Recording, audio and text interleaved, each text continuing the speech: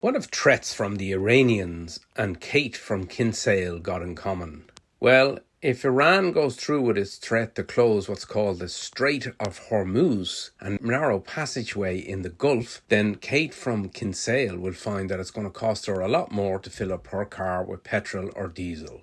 That's the latest threat to crude oil prices. The Iranians have threatened to respond to US bombings of their nuclear sites by closing off what's called this Strait of Hormuz. It's a critical global transit choke point where about a quarter of the world's global oil passes through, and a large amount as well of liquefied natural gas. Countries like the United Arab Emirates, Kuwait, Qatar, Iraq and Iran all export their oil using this Strait of Hormuz.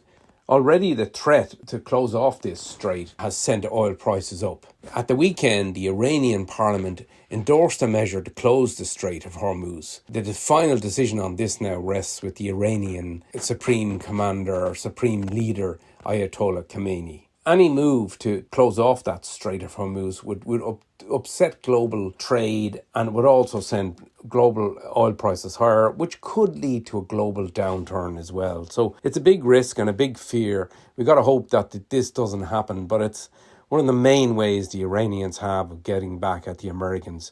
They could disrupt oil trade by closing off this key route.